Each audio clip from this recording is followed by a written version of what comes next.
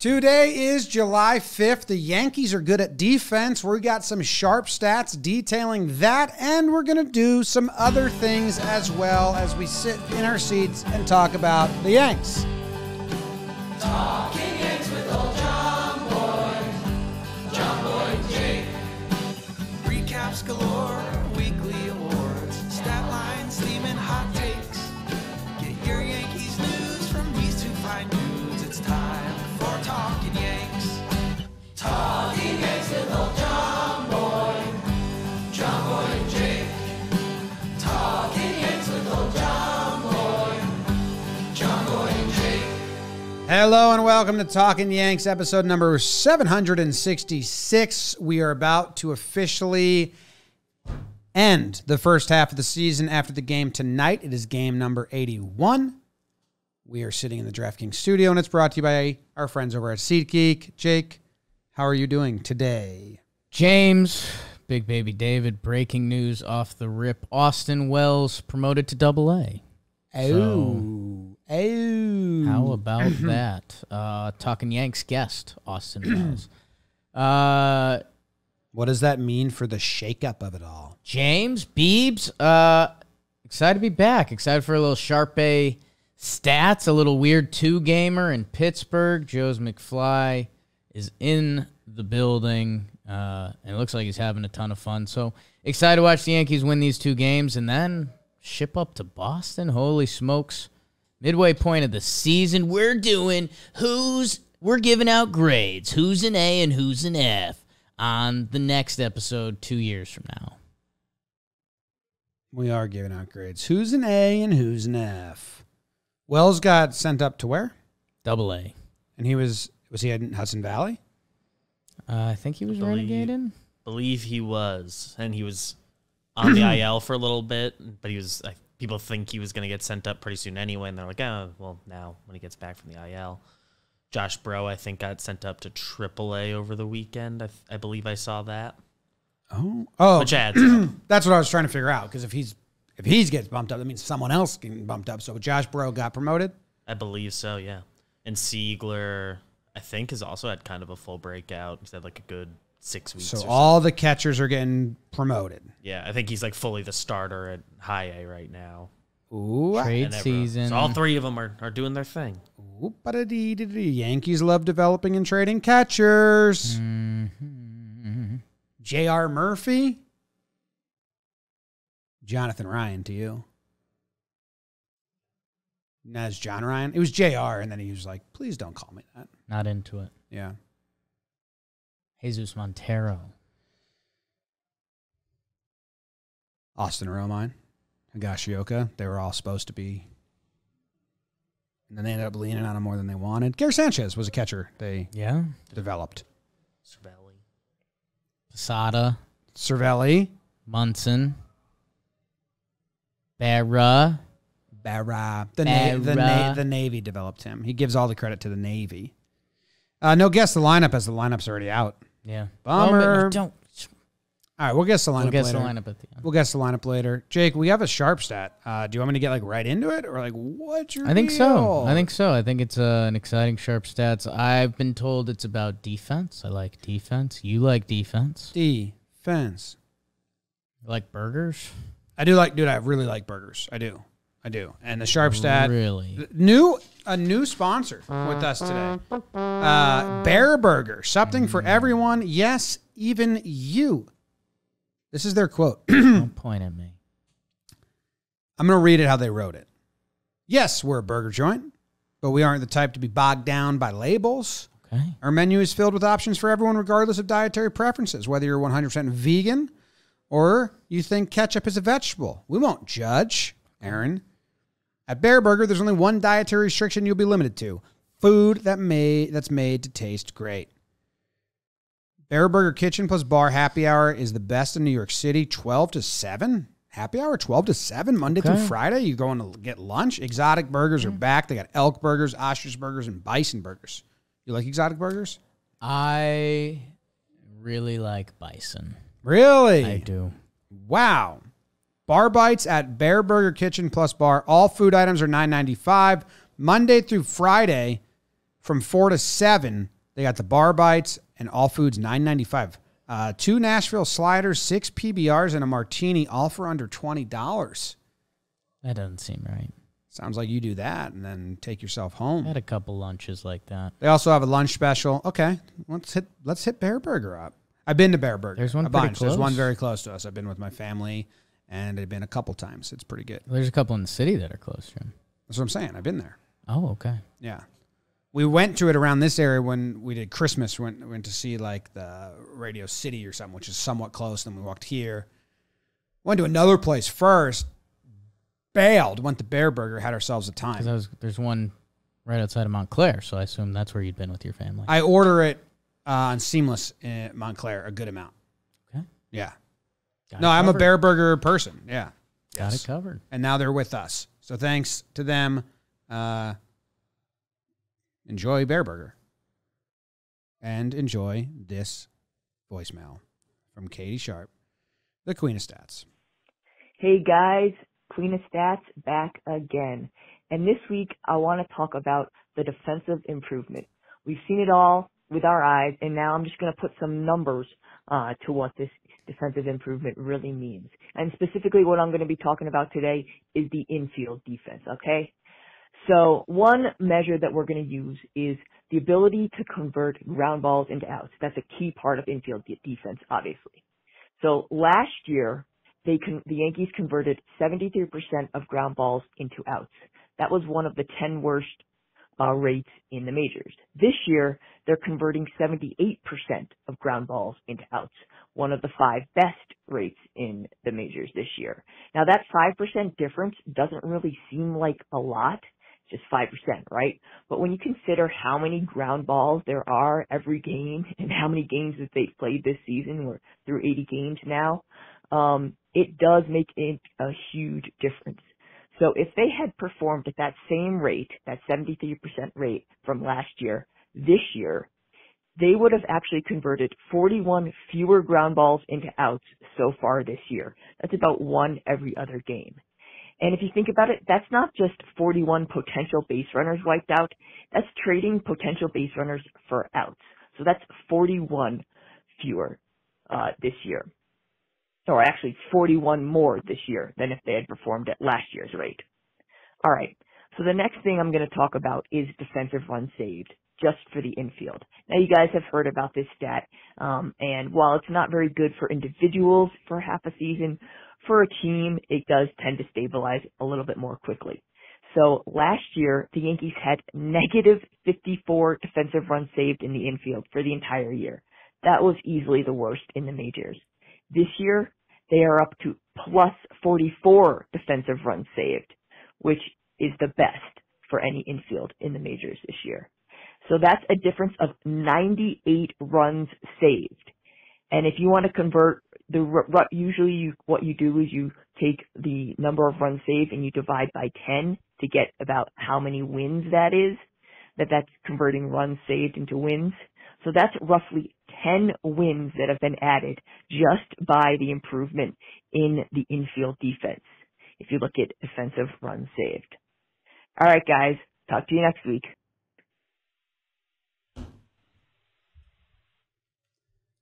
So there you have it. The Yanks are better at defense now. Just another one of those bummer of a Sharp stats. Yeah. Another stat talking about how the Yankees are better this year than before. Now, did we get any comparisons to the rest of the league? I didn't write down all of them, but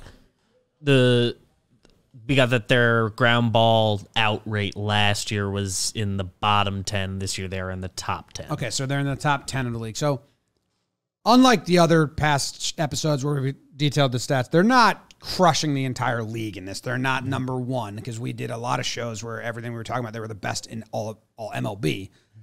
Compared to last year, they're significantly better. Compared to the rest of the league, they're good. I've been kind of harping on this, that infield defense, I think, is bad across baseball right now. Or not bad, but it comes up huge. Like, mistakes are being taken advantage of. There's more misplays. And I'm not alone in that. A lot of a lot of people's theories is that they're rushing kids up, that they're playing people out of position, like they get to the majors. And Not then even they're- theories, just Yeah. sacks. Yeah. And the Yankees have been decent. I do wonder, like those infield singles, like how much that skews it. All the infield singles that are actually errors, that there's like 8 of them. How much that skews this stuff. And then I also want you to break down for me, Jake, the level of improvement at each position compared to last year. James, where it starts for me Mm-hmm. is Anthony Rizzo. Yeah. Early on in this season, when we talked Rizzo, he was hitting homers. That was really cool. Remember that 3-homer game where he was blooping homers? That was pretty wild. His defense at first base. There's a lot of ways to measure defensive stats. Thank you, Katie Sharp, for giving us some of those. The old eye test, Jim. That's who we are. We're guys. We're grunts. MLB vets. Anthony Rizzo at first base and the value that position provides defensively. It benefits 3 other positions. Rizzo, he's won a platinum glove. I don't think he's necessarily grading out fantastic this year at first base, but like Katie said, sometimes individual defensive stats don't work that way. I have a question for you. We've seen IKF recently literally start throwing the ball into the ground because he said Rizzo's at first. Mm-hmm. And to do that. We saw Rizzo earlier this year. When was that? Didn't he point at the third baseman, or he pointed at someone and he was just like put it in the region and I gotcha. That was when was that? That was when Rugi went to third base for the last first time last year. And Rizzo told him, you just bounce it over to me. Give me a chance. Yeah, and I'll get you. And never mind. So picks are one thing, and that helps your. I'm impressed with my memory pull. That was there. good. Yeah. That was good. I saw everything except Rugi. I kind of blacked that out. Why? The picks are one thing. The defense itself at first base is another thing. I mean, there was a couple foul pop-ups we saw last series that Rizzo made a play on that I don't think Yankee players make in previous years, not to name names.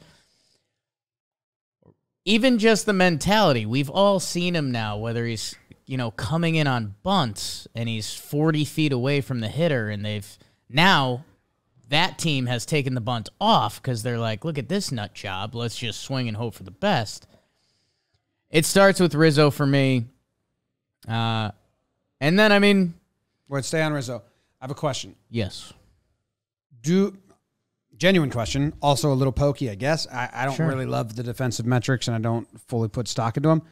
Do they take into account picks, or is it just his defense when balls are hit towards first base, or do they take into account his ability to scoop and pick and save his infielders? I know they record scoops because we saw that stat pop up that Rizzo has the most scoops in his time frame. Yeah, I don't know how it ties into defensive analytics. I'm sure it has to. I would hope so. I don't know to what degree. I would assume it does, because catchers, they use the same DRS stuff, and being able to block and frame is part Even of that. reaches or stretches or just footwork. I don't know. It's really hard to calculate that stuff because a lot of the scoops actually, they're changing the metrics for the other guys. Right?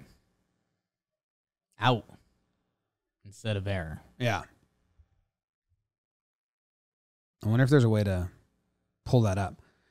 That was my question, but I agree with you that Rizzo's the biggest difference maker in a landslide because he brings everyone else up. If they're tracking scoops, I assume it has to factor in somehow. You would hope. Gleyber Torres has looked rejuvenated this year. When they talk about something on the Yes broadcast, that means it's official. And Gleyber Torres is in better shape this year. They talked about that. It was we kind of rumored about it, Gleyber. Everyone kind of saw a 24-year-old kid kind of dragging it sometimes, and it was like, what's going on here? This year, he's completely rejuvenated. His defense at second base, I think I said it during our PPPs to start the year. I think his ceiling at second base is stronger than DJ's. DJ's, what is he, 33 now? Something like that. I don't think that's crazy to say. I agree with you there. Gleyber, at this point, I think if he's playing well, which we didn't know coming into the year, I think he can have slightly better range than DJ, if not equal, but I think he has a better arm than DJ. That's why they thought Gleyber Torres could play shortstop. It didn't work out there. Gleyber's been great this year. Some of the plays he makes at second base are fantastic. DJ at second base, peanut butter and jelly. You kind of know what you're going to get. He's going to make the play. Pretty nice to have in your back pocket. And his defense at third this year has been fantastic. I've been tougher. I've tried to let Yankee fans know DJ's arm at third base is not a third baseman arm. His glove sure is.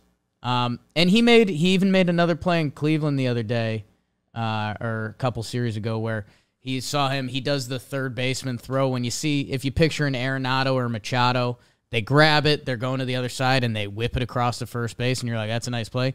DJ has to kind of rainbow it. He put it on the spot, and he got the out. But, and it's where I like Donaldson come the postseason. Donaldson has that true third baseman arm, and he's also been great at third base, and he should be well rested. They're giving him DH days. He's the oldest guy on the team, but when he's at third, he looks fantastic. And IKF has been an upgrade over our shortstop position last year. Yes. You can feel how you want with IKF. I know we've talked about him on a lot of episodes, but compared to where we were last year at shortstop, IKF has been an upgrade. Yes. I do wonder if Gleyber had Rizzo, because by the time Rizzo came, Gleyber was off short, how much different it would be. Because IKF gives Rizzo a lot of picks. And he started recently doing the bounce pass, like the nice picks. I think I would guess someone was like, dude, if it's going to be on the ground, like at least put it farther out. Yeah. Because I was pulling up kind of all the earlier throws, and it was a lot of tough picks by Rizzo. But he can definitely make the same way Gleyber can make the better plays at second than DJ. IKF can make the better plays than Gleyber could at short. He botches the routine ones all the same. And I think DJ's better at routine ones at second than Gleyber. But you're saying like the ceiling is higher at every position. I mean, have the routine ones for Gleyber at second been problematic this year? Like yesterday or Sunday, he threw one away. Yeah, he's had a couple. They're both thinkers. You give them time to think, and they'll think themselves into a bad throw. 80% of this game, Jim. It's half mental. It's true. It's true. Yogesh had that one. I think defense has improved at every position. Marginally some, vastly others. And I think that's why, because let's be honest, I love Gio Urshela. And Gio made some highlight level plays at third. That guy was a warm towel, man. That couldn't be comfier with Gio. He botched a couple routine ones. It feels like such Yankee stuff to say, but it felt like he never made him at the wrong moment. And he would also make the highlight level plays. Third base, end of the day, even if that's a wash, it's a wash. First base, my goodness. It's not shots fired at Luke Voigt. I think Luke Voigt would probably be the first one to tell you that Anthony Rizzo's better defensively. Maybe not the first one. I guess other people would probably say it. I don't think Luke Voigt's trying to shout that. But Anthony Rizzo is an all-time defender at first base. Luke Voigt is a guy that you'd prefer to DH if you can. So that's kind of the most drastic change, because DJ and Gleyber at second compared to DJ at second to Gleyber at the end of the year. And then shortstop with the higher-end plays and some of the miscues that, Gleyber, he got replaced last year. Odor started 29 games at third base and 60 at second base. Gio Urshela started 24 at shortstop. Gleyber started 104. It's pretty wild to look at. Yeah, and we've talked shortstop a lot. We still think we're gonna talk some shortstop going forward, as you know, some of the Yankees' top prospects are there, and how will they factor into the second half of this season. Glaber, you know, I drank some Kool-Aid for a little bit, and you talk about the effect if he had Rizzo at first. I still think it was a getting in shape situation now that he's in shape, and we all saw Glaber at short, and it was kind of like, we'll see. What's our best lineup? Could Glaber at short, DJ at second, Donaldson at third? We've got the extra infielder. And then we saw Glaber, he got an attempt at shortstop this weekend and he almost like Andujar did. He dropped down, pretended he had all the time in the world and was playing a video game, and the throw's offline. So, yeah, I mean, that is just what you said in the whatever. I mean, the timing of baseball. He has it at second base. He doesn't at short. Don't put him at short. Should have never happened. Oh man, I pulled up a bunch of Glaber errors from last year to see what we're looking at. Sure. And yeah, I'm looking at some that I think Rizzo just catches them. Yeah, and it's not bad. Look at the first two I pulled up. Sure. So this is it's deeper in the hole against Blue Jays, and you got Vladdy running, gets there, plants his foot, and then I don't even know what that was. Who's at first there? I think Bruce. Yeah, Jay Bruce. And then this is the next one. They were all, like, a lot of them were on the throwing arm. I'm not saying he's better. I'm just saying I kind of wish or wonder at this point, like Rizzo picks that like with ease. That's actually a decent hop. Yeah. Just curious. I know I can't do it. If we went back and Rizzo was there all year, is it as sour? I don't think the ceiling's as high still. Sure. I don't think he could go, but are we as sour? How many of it was like you needed a perfect throw until Rizzo got there? Curious. Yeah. You could, maybe I watched them on, that's a bad one. Maybe I watch them all and I'm like, never mind.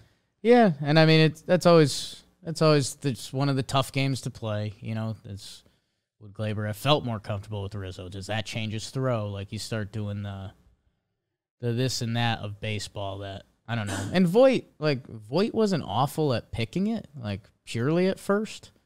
But his range was super limited. You know, we've seen Rizzo's footwork around the bag this year. It's been very impressive yeah. Hand up. The next four that I watched where he just botched like the most routine play and just didn't get it in his glove. So probably still would have been pretty bad. But I do think Rizzo's the biggest improvement across the board in that infield defense. Make that 5. Damn. It's a tough watch for Glaber's errors last year. Tough search. It's a lot coming in on the ball. Oh, boy. Oh, that was Voit got him there. I'll get out of this. I'll get out of that. Come on, Clay. Been good at second. Been good at second. Don't put him at short anymore, the Yankees. Like, bring up a backup shortstop if you're going to use Marwin elsewhere. Construct it better. That's what I'd say. And I think the other thing, going back to the voicemail, that I believe the number was there would be 41 more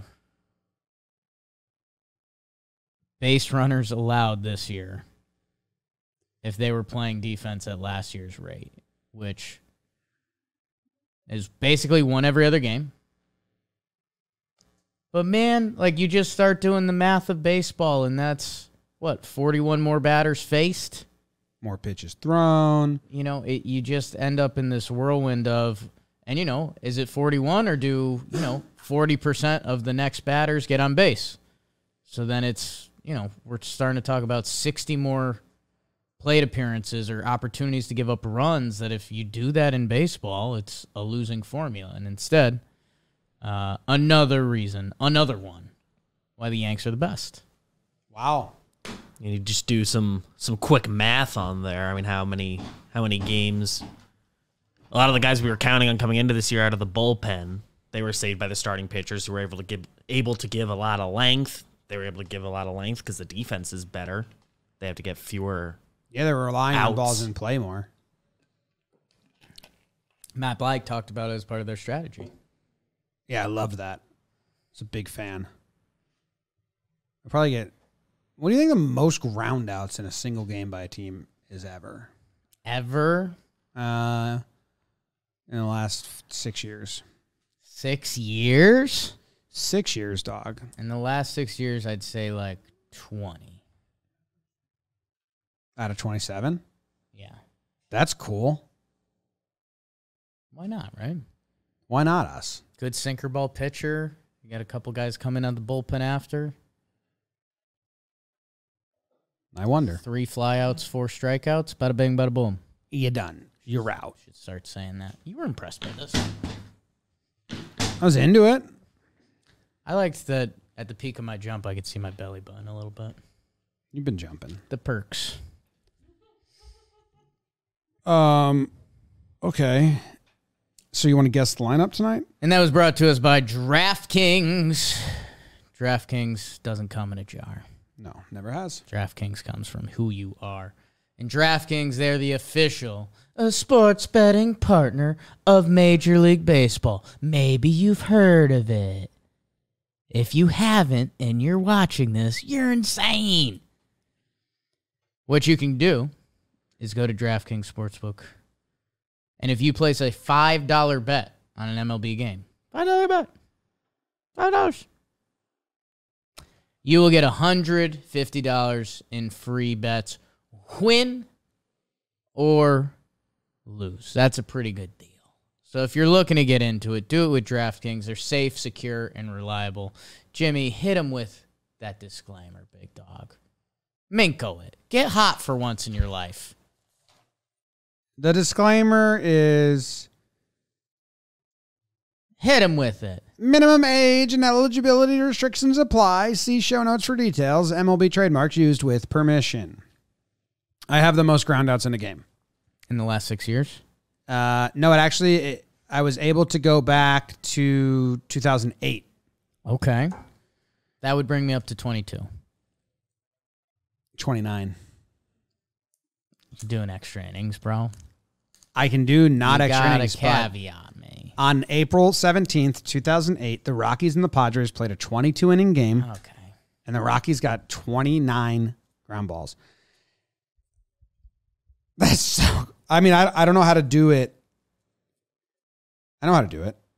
If you could do it without games. Without extra innings, so I'd only... even consider 10. No. But 22 innings is tough I can't for me. do 10, but I can do like only in 9 innings. That's fine. And 29 ground balls is a lot. It's Yeah. like a fucking boring game. 22 innings is a lot. No. No. 22 is the most. What did you say? What? I believe Jake said 20.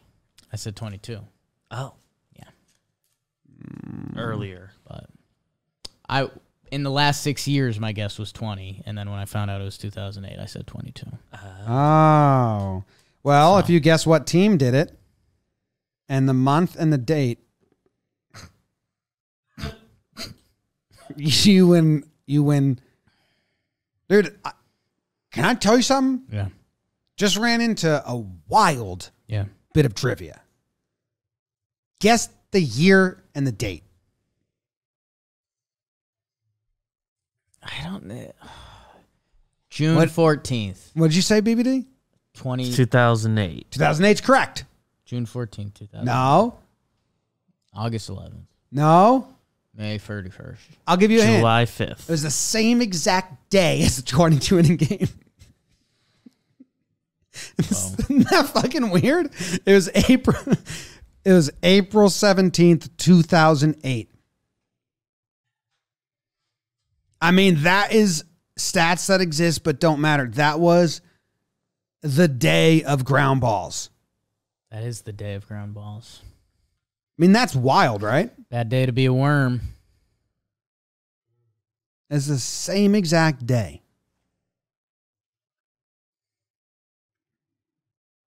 Carlos Silva Mm. and Lenny DiNardo. I think the A's Induce the ground balls? Yeah. Lenny DiNardo. Yeah, Lenny DiNardo. That's so weird that it's the same exact day. You think that's the most ground balls in history of one single day of baseball? I would say no, just because we've seen the old 1970s, 1980s videos where it's like, put the ball in play. It kind of felt like everything was a ground out. Yeah. Okay. So I lean no, unfortunately. Oh, piece of shit. All right, how about this?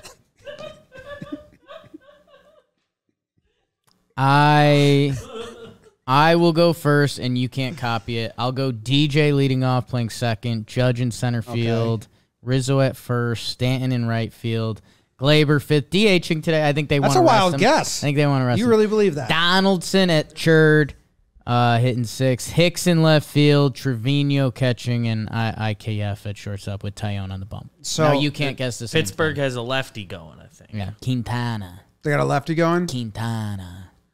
Yankees trade for him. A la Jaime Garcia. He goes out on the mound and they change his uniform out there. No, not with Tyone. No, they don't trade. Oh. They just strip him down. So naked I and get to then guess now, but I redress him. can't say your same guess? Can't say my same guess. Yeah. Okay. I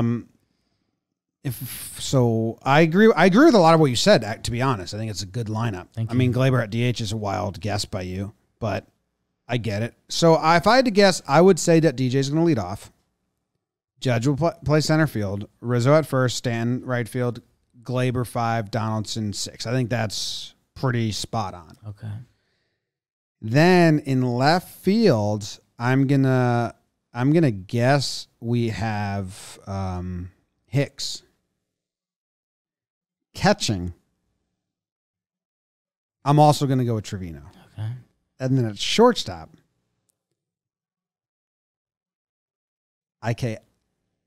Marwin. You'll go Marwin. Marwin. Okay. I think that maybe IKF is in the original lineup, and maybe it's like a batting practice fail, and I don't know, ball off the shin or something.